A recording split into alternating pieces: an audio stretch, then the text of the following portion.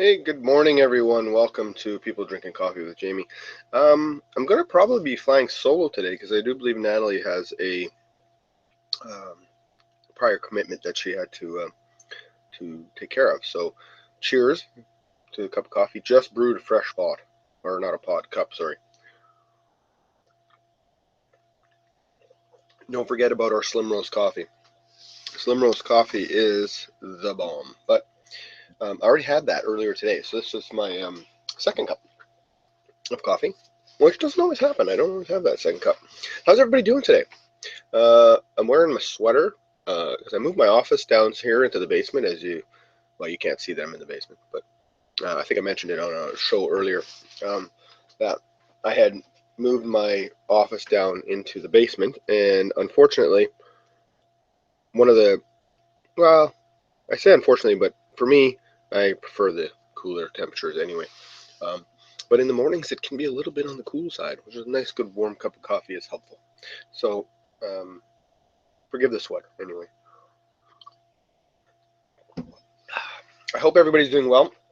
I do have a very interesting topic that I want to talk about today, and it had a lot to do with the idea of the captain and the crew mindset, conscious mind versus subconscious mind, that kind of thing. If you're not familiar with the captain and the crew, I will. I didn't have a chance to prepare any kind of slides or I don't have my whiteboard set up so that I could draw on it, but ideally, just to sort of tighten it up for you real quick, um, the captain and the crew is the concept of having your conscious mind. So your mind sort of is split in half. The top half, we call it the conscious mind, and the bottom half, you call it subconscious mind. And the conscious mind is the captain, and the subconscious mind is the crew. Now, the crew is a remarkably efficient staff, if you will, for your mind. They take instructions very well. Their answer is always yes, and they will always. That's their like one word vocabulary. They're always going to say yes. They're always going to reinforce what the captain is saying. Um, here's the thing: when we're born, we have no conscious mind. We have only a subconscious mind. It is because we have no because what your conscious mind is basically taking in everything that's happening around you.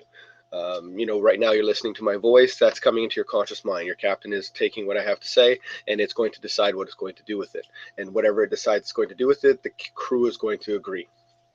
Um, but as a child, when you're first born, until that first number of years of life, before your conscious mind actually develops, everything that happens around you, everything that's said, all the actions, all the things that you see, all the sounds that you hear, all the words that are being spoken, whether they're being spoken to you or around you, as long as you can hear them and they enter in, they go straight into your subconscious mind. And into that subconscious mind, it takes root. And then if you hear it over and over again, repetitive, repetitive, repetitive, repetitive, it creates little viruses in our subconscious. Some of it will be good, but some of it can be bad. Often people grow up with some very interesting ideals about money, let's say, for instance, and those ideas are coming from viruses that were placed in their subconscious mind really early on before they even knew that they were being put there. So then when someone says, as the example, I'll say, one of the phrases I heard growing up is that money doesn't grow on trees and that I should be happy with what I have. And not from a standpoint of being grateful, but from a standpoint of being, we don't have any more money, so you like what you get. That was the mindset. So, and I definitely had to break that in order to achieve things that I've achieved in my life. But here's the thing: when someone would first, the other part was for me was that everybody who has money is a bad person. They're all jerks, and they're all out to hurt other people. That's what I learned. So as I got older and I, um, you know, carried this mindset with me, and then there was because it was planted in my subconscious mind long before I even had a conscious captain to say, no, no, no, I don't know if I believe that. Let's look into it further before we place that into our subconscious mind. So, because the captain has the ability to keep things away from the subconscious mind. That's the trick. Because as you get older, your subconscious mind has some patterns in it that your captain's going to have to work really, really hard to overthrow. All right? Because the crew won't always listen to the captain when it comes up with a new idea or when it hears a new idea. Okay? So when I'm told that, or suddenly there's people out there that I meet that, have money, but they seem like they're good people, inherently my subconscious mind would tell me, no, no, no, that's just their image and they're really just a bad person at their core. I had to rework that mindset to believe that it's not true and that money isn't what causes people to be bad.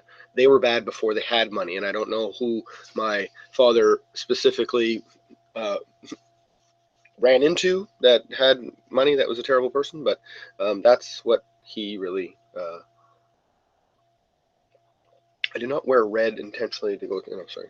Anyway, so that concept is what I'm referring to when it comes to the subconscious mind, and you have to rework the patterns. If you think about when you were a kid, and or even perhaps now, I mean, more as an adult, we tend to walk on sidewalks, but when we were a kid, we tend to take grass paths. Sometimes we take a little shortcut, and when you take those little shortcuts, what was the situation? Just visualize it in your mind. There's a part of the grass that doesn't grow. It's hard packed mud, right? It's not even really, even if it rains, it's not even really um, muddy because it's just hard packed because it's just constant walking and wearing from people walking in that path all the time. So it's just constantly going in the same direction like this, right? And then if you decide to all of a sudden take another path, or if everybody decided to take another path, somebody put up a gate or something so you'd have to go this way. Well, slowly the grass would grow back on this original path. And then this would become the beaten path where there is no grass growing. So a new path can be carved in your subconscious mind, but it does take a lot of work. What's the kind of work? It's the kind of work that most people aren't willing to do. It is writing, meditating, affirmation, things like keeping a journal. I have this wonderful book that was given to me as a gift that runs. I'll just show you an example of blank pages. I don't know if that's going to focus in or not. I'm not sure. Anyway, you put the date in there. So this part here at the top is just for the daytime, and then here's in the evening at the end of the day. So you write in it every day, but it's things that I'm grateful for, what would make today great, daily affirmations, and then 3 amazing things that happened today, and how could I have made today better. It's a very simple task, but it's one that needs to be done every day, every night, every day, every night. Journaling, which most people or some people don't do, but if you journal, then you're going to take the time to write down the things, just evaluate your day at the end of the day. Another thing, to reprogram the captain and the crew, one of the things, this came across to me when I started working with Black Card Books, and here's actually a good little image. You can see it there? Yeah. So that's the conscious mind, subconscious mind, captain, crew. I guess I could have used this as my writing utensil, but so this is your body, this is your big head. So the idea is very simple, is that when the ideas get rooted down into your subconscious mind, down here, that the captain has to plant new ideas into this subconscious mind. And when they plant the new ideas into the subconscious mind, the subconscious mind's going to fight back and say, no, no, no, no, that's not how we know things are. This is the way things are. Captain, you're wrong. This is the way things are. The captain, no, no, no, this is the way we're going to do it. So one of the things that they get you to do, they call it the My Heart's Desire list. And they have a 90-day challenge where you write, not necessarily on this pad, but in general, you write things that you want as your heart's desire, and you write them in a positive, not positive, well, positive, yes, but also in present tense is the word I'm looking for. So you're not writing down as a sort of future. My heart's desire is that someday I will, because the someday is actually a handcuff and will hold you back from achieving anything at all. You need to be making these, I'll just give you, for instance, on mine, because I know that I've got mine. Mine is like, you know, well, that's 2 pages. That's what I write every day. I'm on day 17 from when I first was introduced to it. And one of the things I write on here is I am meditating daily and find calm and peace of mind. That is something that I want to achieve. Am I meditating daily at the moment? I'm not, and then my phone is ringing, which I'm not expecting. Sorry about that. My phone doesn't always ring this early in the morning, so sorry about that. So one of the things that I want to accomplish is get to a point where I meditate even 10 or 15 minutes every day. It doesn't have to be some big long odyssey of 2 hours, and people say, oh, I don't have time to meditate. 5 minutes even works, but for me, I want 10 or 15. So I should even write down, now that I'm saying it out loud, I should write down. So I've been writing this down, and I have done more meditating in the last 17 days than I had in the 17 days prior. That's because it's starting to become part of, I'm pushing it into that subconscious mind. This is what we do, crew. Hey, crew, these are our new marching orders. We need to stop the limiting belief that I don't have time for meditation. Because I do have time for meditation. It's a choice. I have to make the time. I have to schedule it in. I have to get it done. Of course, as I showed you here, this was the one from yesterday. There's a lot of stuff on here, and it touches every aspect of my life: relationship, career goals, financial goals, not like business relationship type goals, all kinds of stuff like that. So one of the stories I wanted to share with you, because I think that that's really important, and that's something that I do every morning, is write those goals, right?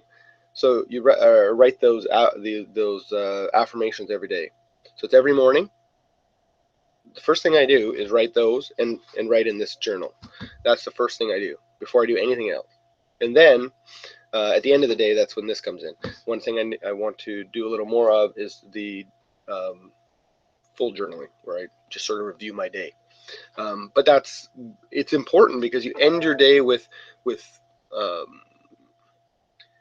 a review and you're looking to review it in a positive manner so that you're actually, again, reprogramming that subconscious mind. So one of the things I wanted to share with you, because this was something that I found really, just checking my time here, that I found extremely interesting just the other day. I'm going to say it was Friday, maybe Saturday. So in the section of what would make today great, I wrote down, one of the things I wrote here was having a chance to smile at a stranger. Now, in my mind as I wrote it, it was, the idea would be to having a chance to smile at a stranger to increase the possibility of them having a remarkable day. So to have that positive impact on someone else that I don't know, but to possibly change the trajectory of their day into a better place. Maybe they smile and then they're feeling better about whenever they get to wherever they're going, they're already feeling a little better about their day, and then they smile a little more, and then the people around them smile a little more. I mean, it's a ripple effect, right? So you write these things first thing in the morning, and then you go about your day, and you don't really they're just sitting in here, right? And you're not really like, I don't carry this around and just read it and make sure that I get everything done. I mean, the idea is what would make today great. They're not tasks. It's not like, oh, I got to do my taxes. It's a little more than that, having a positive impact on the people I am blessed to be in contact with. I wrote that on one of my days. Like, it's just really just, that's almost the same one, but, on the day that I had a Toastmasters meeting, was being confident speaking at Toastmasters, smile and have fun. That would make today great, or that day great, right? Taking time to read, making a video for someone, finding some clarity when speaking with an individual,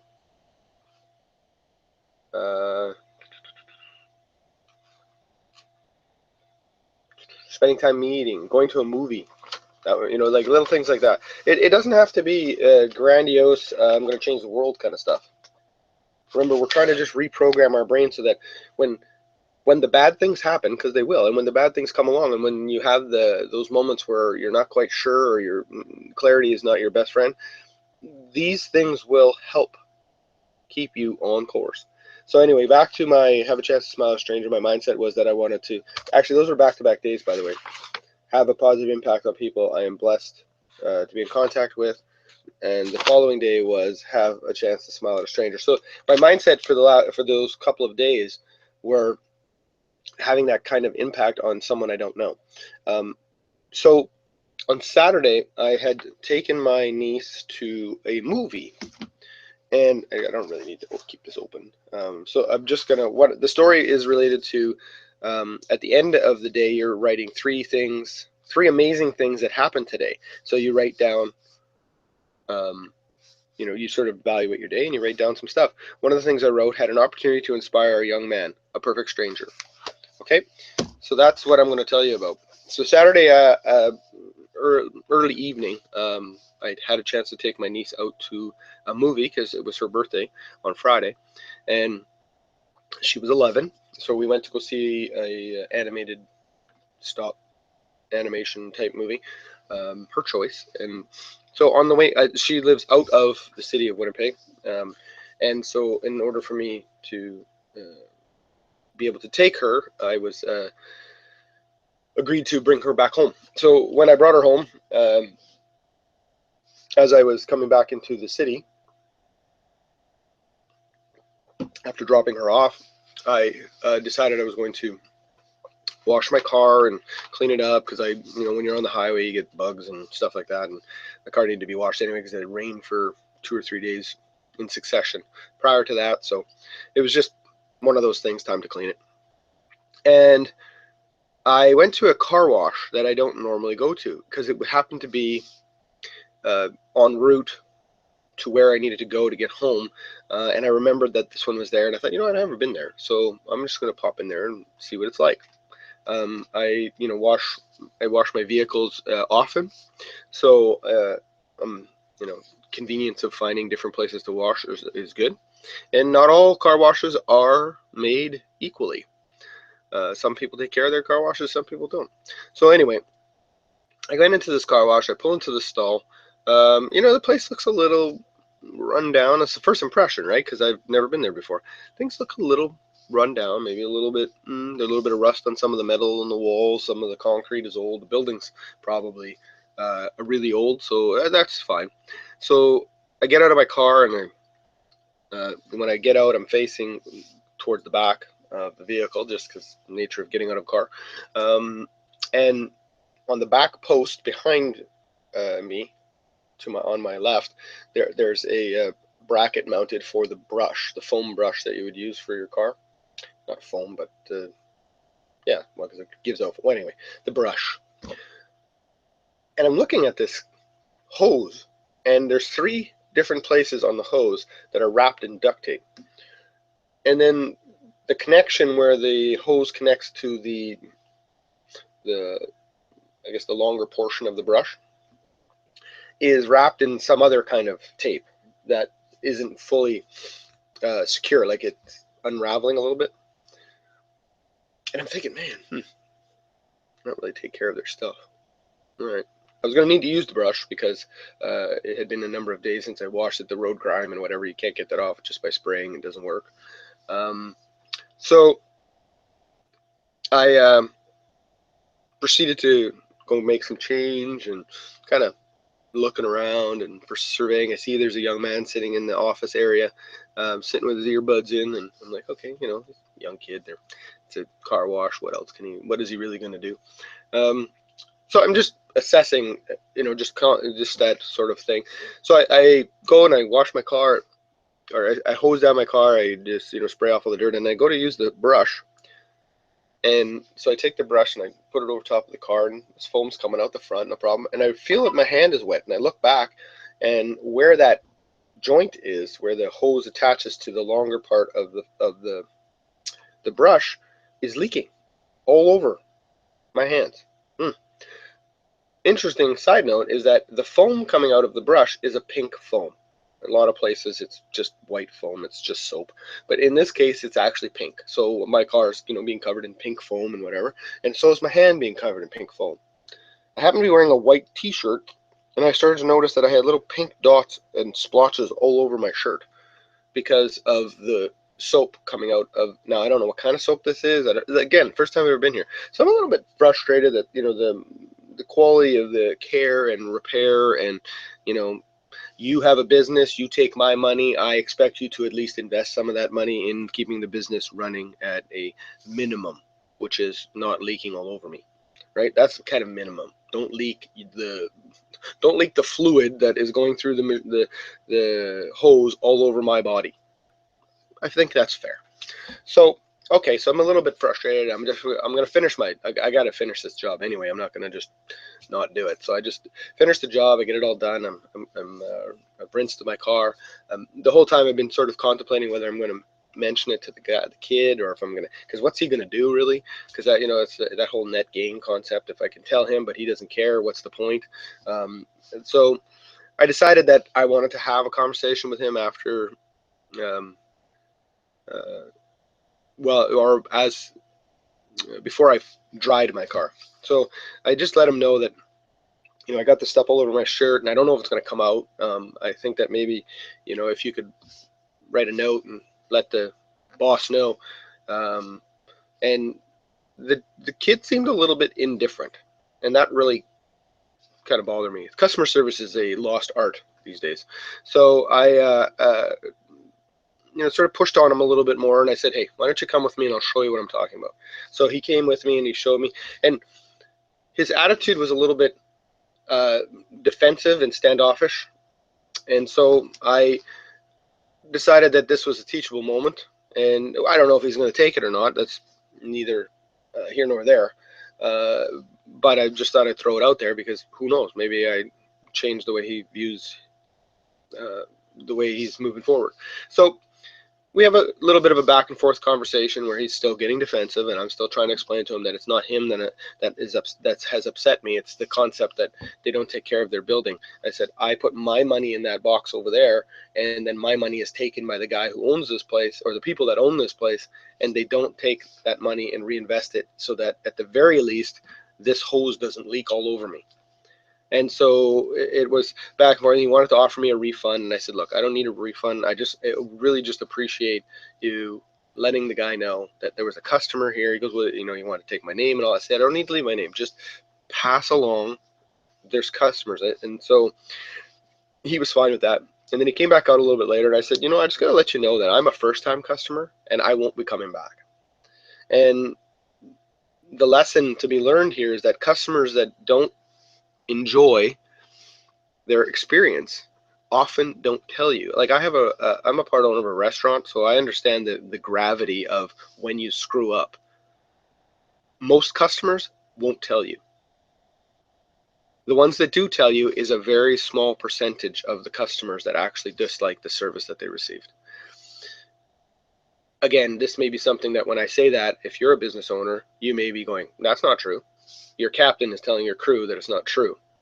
I'm here to tell you that you should really spend some time, captain, conscious mind, and think about that. Most of the customers who are dissatisfied with your service don't call you, don't tell you, they just don't return. And they may tell other people of their negative experience, and you have no idea it's happening.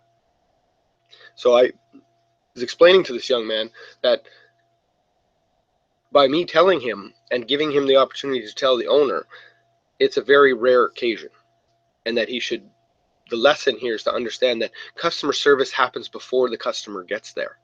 And it has nothing to do with fixing the problem when there's a problem. It's trying to create an environment where less problems happen.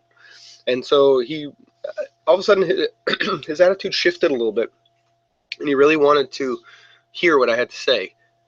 Because I said, you're a young man and you got everything, you got your whole life ahead of you. You're not going to work here for the rest of your life, but you're going to go off and do some great things. And I said, maybe 10 years from now, something crazy happens, and this conversation will come back to you, because I'm putting it into your mind. It's going to come back, and it's going to give you an opportunity to make a decision whether or not you're going to go down the road of making whatever it is that you're doing at that time better, or taking a shortcut. And so again, he kept warming up a little bit more, and he was thankful, and he was appreciative, and the conversation went really well. And then we kind of just when he went to go do his closing, because it was close to closing, so he went to go do his closing stuff. So while I'm drying my car, he hauls out this big long hose to clean the bays, right? They just take a big hose and they hose down the bays and whatever. So I kind of, as I'm working around my car, at one point I'm facing the direction in which he is working, and I noticed the hose that he's using to clean the bays is spray out of the middle of the hose. There's a bunch of different taped connections all over this hose, and it's spraying everywhere. He's getting wet, the place is getting wet, and not the nozzle he's using in his right hand to spray the place down, just from the hose laying on the ground. It'd be like a garden hose with a bunch of holes in it and just spraying all over the place. I'm like, okay, this is a pattern. So when he's cleaning whatever, he's over there. So at one point in my mind, I'm thinking, you know what? I want this kid to really understand that the way that he handled himself, I appreciate it, and that it's not that he needs, and also to beg him to find another job, because he's not learning anything here, and all he's learning is how to poorly take care of your business, how to not take care of your customers, and how to just mail it in. Not achieve more, not strive for more, not be the best, not be exceptional. He's not learning any of those skills. So I reached into my pocket, I looked at my billfold, and I took out some money, and money that I was going to be using for something else, actually. And I walked over to him, not where the hose was spraying, because he was in another area, thankfully. And I handed him some money, and I said, I wanted to give you this as a tip, because I think that the service you provided me was good. You took the time to hear what my concerns were. You actually appeared to be, listening, and appeared to be wanting to learn. And I appreciate that. And I appreciate the fact that you want to understand how to better serve a customer. I said, what my best advice for you is, take this, appreciate it, and also get another job. So we had a little conversation about that. And then he wanted to give me back the money. He said he couldn't take it. Then it turns out that he tells me that he is helping support a family of 4. Now, I don't know how that's possible specifically, other than maybe he's like the oldest sibling, because he wasn't an old, I'd be surprised if he was 18, right? Like, he's a young man. You could see the youth in his eyes. Like, it was just, and he just really was so humbled by the tip, and so humbled by that he just didn't know what to do with himself. And he, all he wanted to do was shake my hand, and it was just, I don't know what happened with this young man. I haven't gone back to find out, or did he quit that day, or what? I didn't go back to find these things out. But I'll tell you one thing. I sure felt really good about having the opportunity to drop a little seed into that man's subconscious mind, to let him know that he is worth more. He is way more value than the station in which he's at this gas station, car wash. Now, if in fact he's trying to help raise a family of 4, or feed a family of 4, however he worded it, he can do better than that car wash to raise money. I mean, there's plenty of jobs out there. But the point of this story, and why I want to tell it, was because for 2 days prior to this meeting, I wrote in this book, have a positive impact on the people I am blessed to be in contact with. Have a chance to smile at a stranger. And then in my 3 amazing things that happened today, I had an opportunity to inspire a young man. So for 2 days, I put it into my mind that I wanted to have this impact. And then there it was, the opportunity to have the impact. That's how powerful our minds can be. That's how powerful the concept of telling the universe, God, source energy, whatever you want to call it. I'm not here to tell you which way to believe. But when you tell that higher power, whatever it is you believe. This is what I want to receive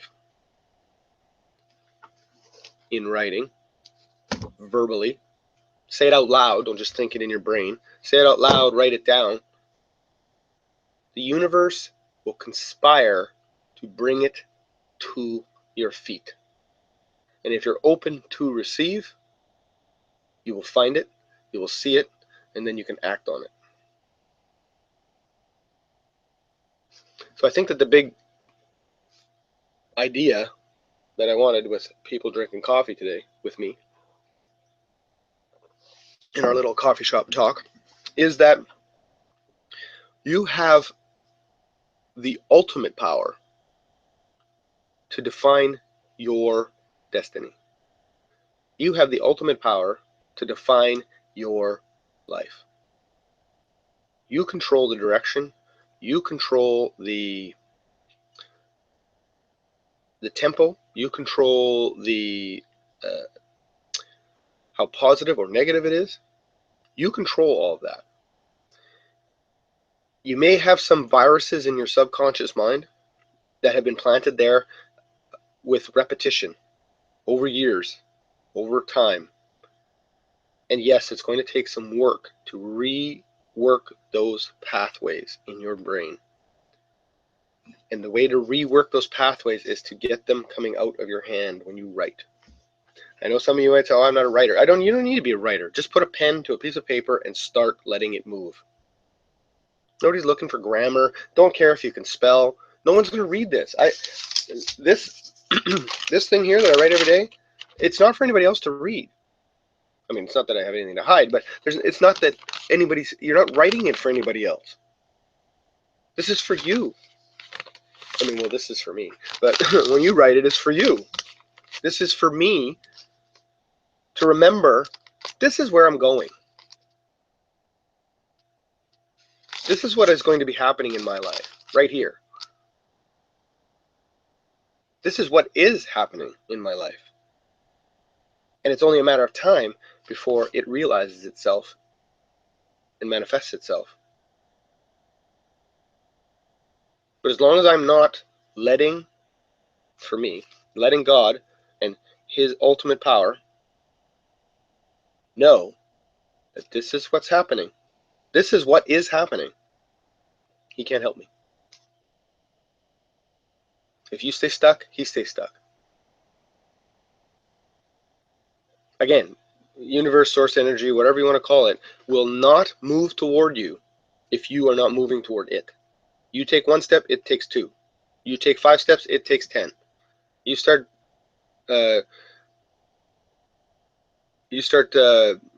jogging towards it, it starts running. If you want to shorten the distance between right now and your success in whatever it is that you're trying to achieve, the quickest way to make that happen is to start moving towards it, because it will start moving towards you. See how quickly that gap closed? We're now here. But if you sit here and just, well, I'm just going to wait for it to happen.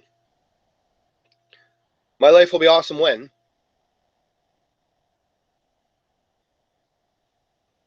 Once I get married, I'll be happy. Once I find somebody, I'll love myself. Every time you make that statement, this is how close you get to your dreams right here. You see, notice how my hands haven't moved? It's because you're not getting any closer. You never will. Never. I'm going to do some inner work, and I'm going to work on me, and I'm going to learn to love myself. Ooh, that's a step. Ooh, I'll move a little closer. That man, that person you're looking for, they're getting closer. I'm going to meditate so that I can work on myself a little bit more. Ooh. I'm going to try and become the person who my perfect mate needs me to be. Oh, look at this. Look how close we got. 3 statements. And boom, that's how close we were. Exponential change. Boom. See the difference? You have to be moving towards it. Anyway, that is it for today. I believe it's about 35 minutes, so we're good. I'm just going to shut her down. And I hope you guys had a great morning thus far. I hope you enjoyed today's People Drinking Coffee with Jamie. And I look forward to seeing you next week, Tuesday, 10 a.m. Central Time. Natalie will probably be back next week, as far as I understand it. And we look forward to having you on the show, and we look forward to having you join us sometime soon. All right, guys, have yourself a great day. Take care. Bye now.